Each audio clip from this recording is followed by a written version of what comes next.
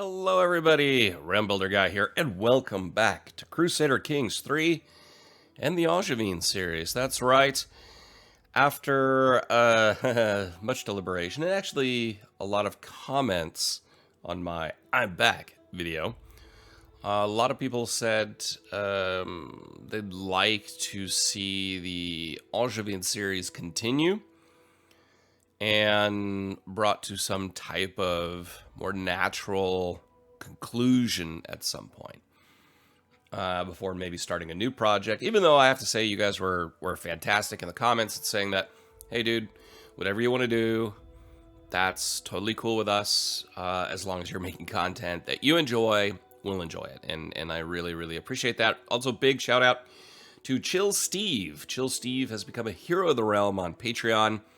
If you want to support the channel, link down in the description to patreon.com/realmbuilderguy. And you too can become a hero of the realm or support the channel in some other way. I really appreciate that. Also down in the comments, you'll see things to Nexus GG store, which the Nexus store has changed a lot. Like all the Paradox titles have been removed from it. So you can't support the channel by buying any Paradox games, but there are other games on there like Manor Lords, which is really cool, and I do want to bring to the channel at some point. You could also just buy me a coffee, link down in the description as well. But of course, the best way to support the channel is to like and share and comment, and of course subscribe if you're new around here. So I actually had to go back since it's been a few months since the last episode and kind of review where things stand. And of course, the big event of the last episode was King Helie's wife passing away. And the question is, what shall we do with that? Well, of course, he needs to remarry. We're going to take a look at King Helie, the Trembling of France. He is scarred. So, you know, there is that attraction opinion +5, so it must be a cool scar. He's a beautiful man. Consecrated blood. He's a hunter and an insightful thinker. He is craven, temperate, compassionate, craven king. So he's not going to be over the top. I also want to make sure that our heir, Prince Rourg of France, also finds betrothal. And of course, we've got an internal rebellion we need to deal with. But first off, let's take a look at possible spouses for King Helie. So the question, of course, here being who is more suitable. Do we need more claims, more titles? I don't necessarily know about that. The king is in pretty good condition here when it comes to that kind of stuff. So it's more about finding someone suitable. He's 35 years old, so he still has many years left to bring more prodigy into the world. So someone with good traits, good attribute values, and ideally of good childbearing age and with traits that go along with that. That would kind of be something I think that would be more beneficial. Well, after much searching around, really nothing was found. I mean, unfortunately, no suitable partner is around right now for King Helie, so he's going to continue without a marriage right now. Now we can start a legend here, the heirs of Charlemagne. What will this do us? So owner modifiers, we gain renown. Legend promoter modifier, gain stewardship. And barony and county modifiers, development growth here. So this isn't bad. This will cost us 420 gold and 75 prestige, which we could definitely afford to do. So if we do this, you cannot complete or abandon the legend for 5 years.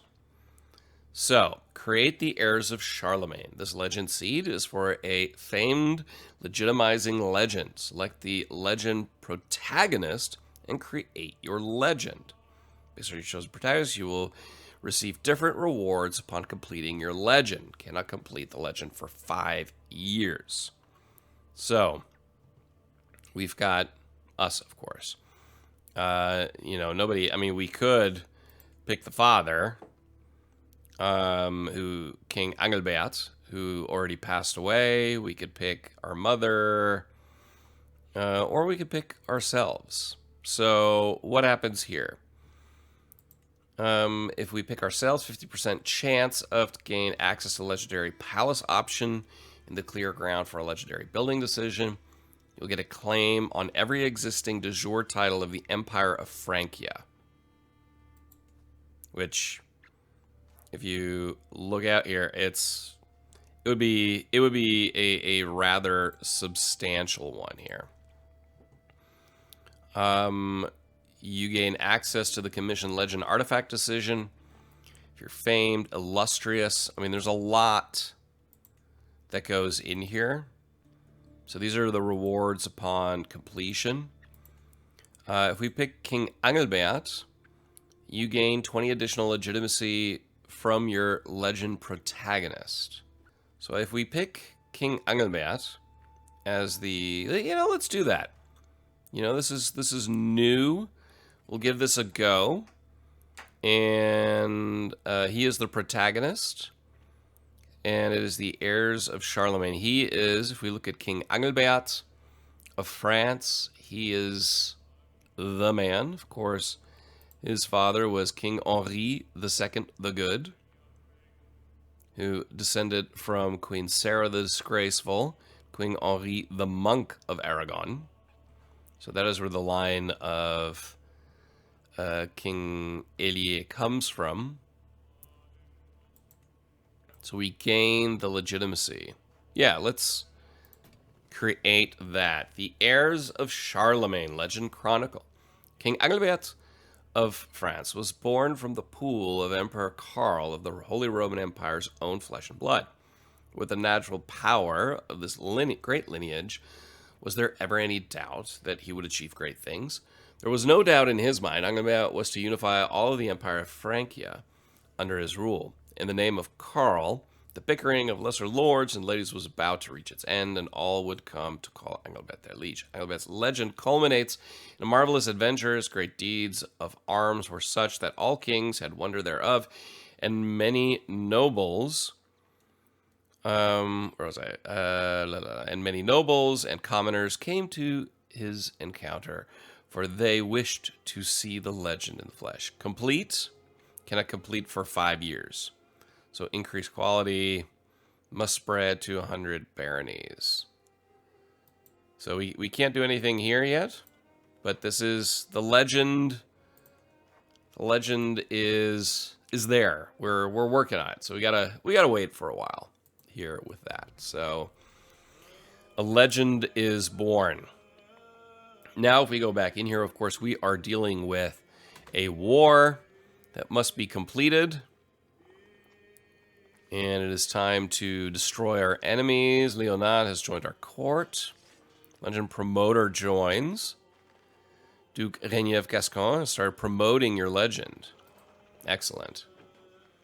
So another victory here in the field. Another victory will happen over here as well. As we continue on in squashing the malcontents. Slowly, but very, very, very surely. I mean, our allies, the armies are gigantic. Do you remember? So tell me, my lord. My cupbearer Archambault's voice snaps me out of my thoughts, and I find him waving his hand, the quill spilling ink over the floor. What about that time that King Helie of France pressed his claim to the Dauphinate of Viennois, held by Dauphin Roger? That surely is worth adding to this legend. Ah, that was such a great occasion. Change a chapter in the heirs of Charlemagne, we gained 75 prestige. Witchcraft, as you learned on your plantations, witch secret. Okay. Shadow over Brugge. To walk through Brugge is to, and I'm pronouncing it very German, I know, Brugge, is to be treated to a dreadful symphony of human suffering. Pestilence has come to this once thriving metropolis. The skin of the infected is deep red and covered in lumps and bumps. Countless fresh scars cover the skin from endless itching, and those hopeless eyes are bloodshot and red. Already, people are calling this affliction English pox. At least half of the peasant population has been infected. It's only a matter of time until it spreads to the nobility. Do we summon the physician? So, your personal physician will provide numerous options to offset the plague, or don't leave the room. No, we'll summon the physician. So, the dim flickering light of Barthélemy's infirmary illuminates the scene as the physician lays out a plan of attack. I have a number of observations regarding English pox, chiefly the way patients are riddled by scars and rashes like I've never seen before. It's my opinion this plague risks destabilizing the entire realm, decimating our people and crops if we do not take radical action. Ultimately, the exact strategy for preventing the spread of this plague is mine to make. A soft approach is best. Desperate measures are required. Best action is inaction. No, we'll start with a soft approach. Success. Wonderful. It would seem the moderate approach has proven successful with a slow and spread disease symptoms among the commoners. Though the impact is quite minimal, should at least grant more time to work on more permanent solution. Absolutely, we gained mild epidemic prevention for 10 years, so plague resistance of +5. Meanwhile, the war. Here we've got a small force besieging in Anjou. 590. Okay, so our allies are going to come over there. He's going to win that siege before they get to him. And he does, but we win a few more sieges in the meantime. And a major one is about to fall right here. Plagues are spreading. English pox. Okay, so we've won this. We'll enforce the demands. And we will disband our armies. What we do have is plague spreading. We've got the English pox and camp fever. We gained some more legitimacy. And, of course, we have people in prison. If we take a look, see, we can see here the pestilence is all along the coast and in England. So definitely make sure we don't head up there. Definitely not King Helie himself. He is craven after all, and he has no interest being anywhere near plagues. We can see, oh wow, look at this. Holy moly. Look at the pestilence here in Eastern Europe. And here on the Low Country coast in northern parts of the kingdom. So we won a bunch of battles. And available, we've got a grand tour. I'm not interested in that right now. Isolate capital. Yes, we will. If we isolate the capital. Yes, let's isolate it. We lose some, but this way we help the capital against. We're not going to enter seclusion. Help at least the people of the capital against the spreading of the plague of these diseases that are very, very far away right now, but they do spread rather quickly. I do like the graphics that they added for this. Prince Joffrey the Timid, our prisoner, he is now promoting the legend. We've got a number of things we can do. We can create titles, Kingdom of Brittany and the Kingdom of Burgundy. So we can add more titles there. Guardian for daughter Gabriella. So Gabriella, let's see, she is, I mean, look at her. She's intelligent, comely, bossy. Stewardship would be a good one for her. Prince Guillem, our half-brother, would be an excellent choice to educate her. We have too many held duchies, Bourbon, Anjou, and Normandy. I'm not really worried about that right now. We have artifacts with low durability. Memory of Duke Thibault. For 150, we will repair that. A chess piece. 125. I don't really care about that one. White stag hide.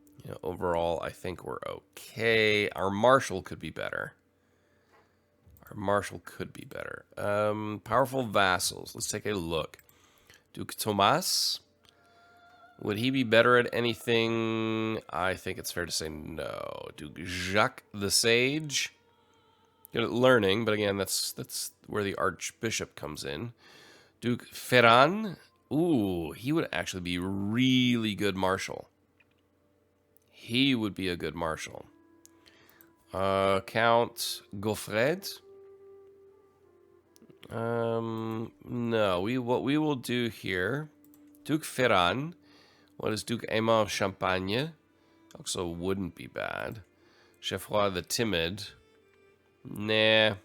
Duke Ferran would be a good one.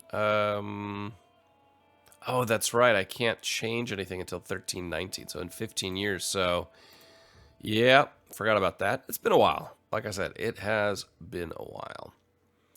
Got a number of wars we could declare. I'm not really interested in any of these wars right now. We could declare war against Carpathia, which would be a little interesting.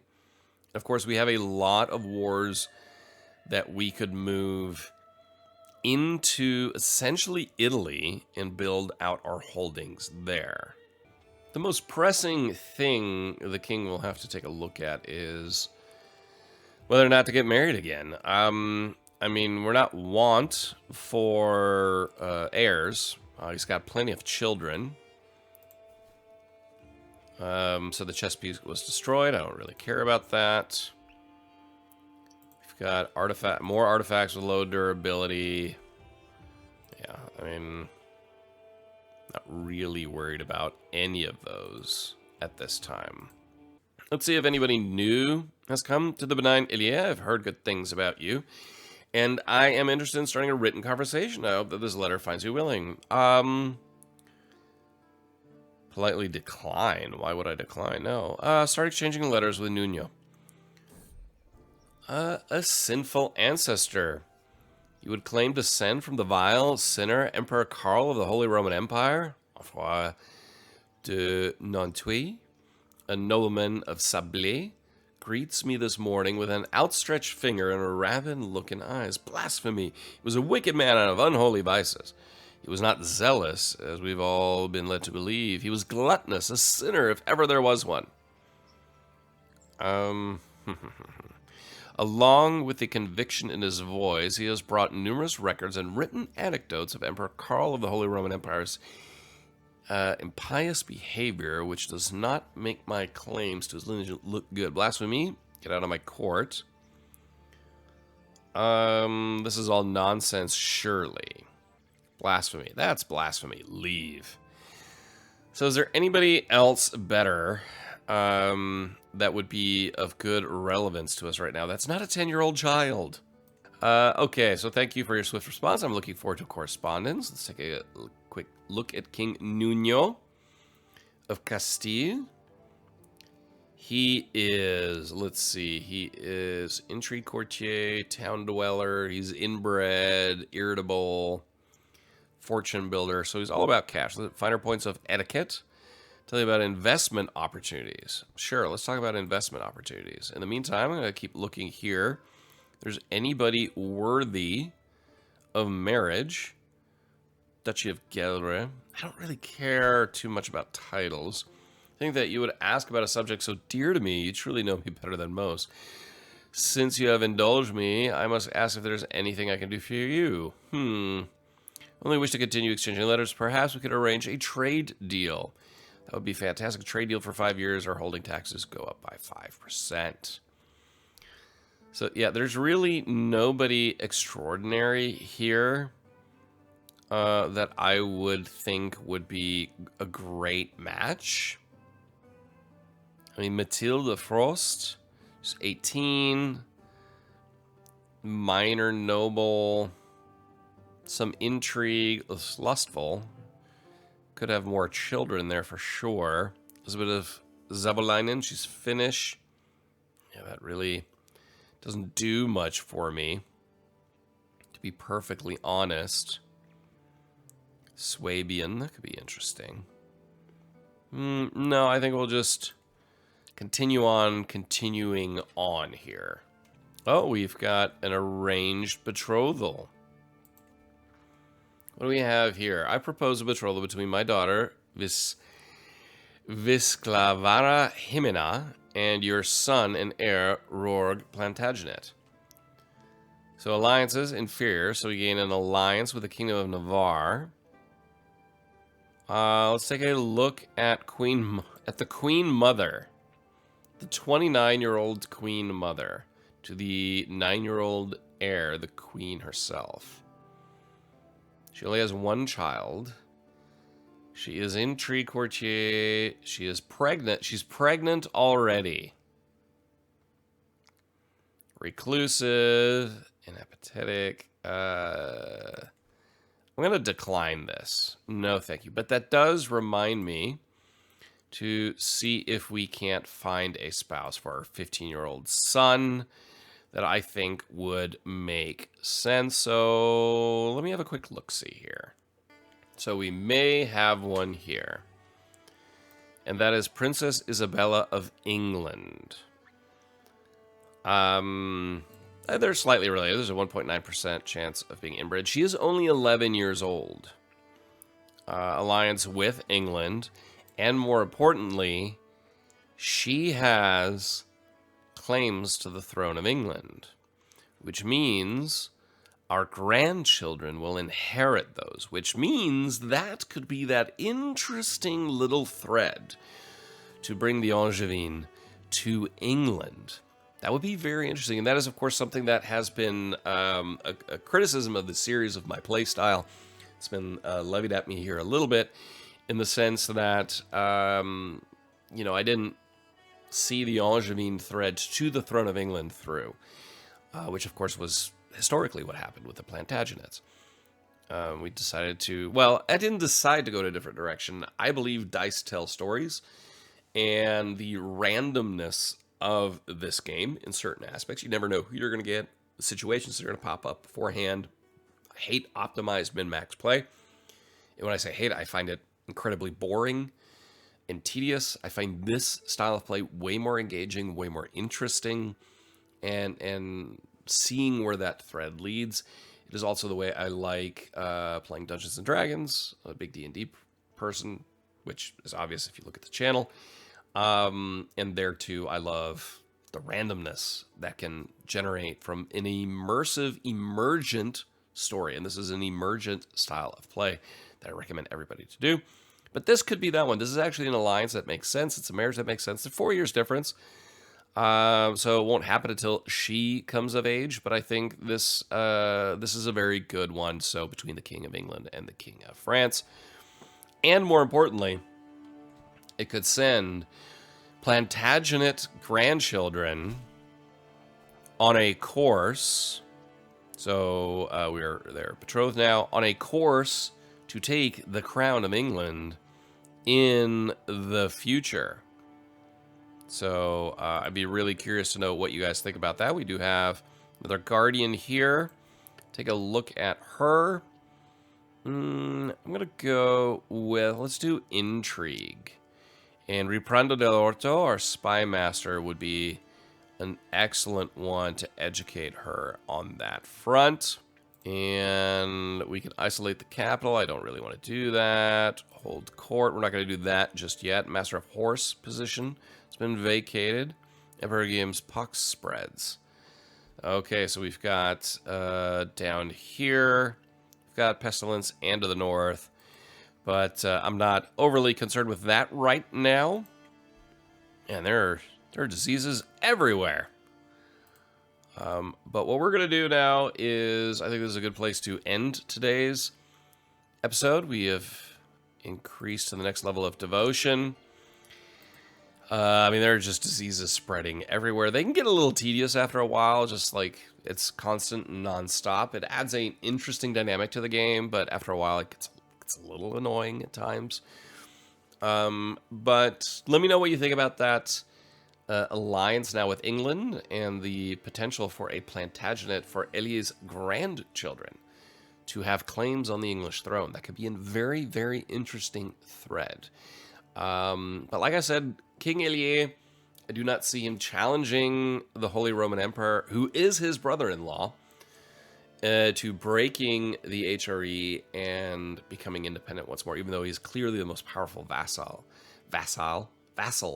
within the empire. Let me know your thoughts. As always, likes, comments, shares, much appreciated. If you're new, please consider subscribing. Until next time, I'm Realm Builder Guy, and I will talk to you soon.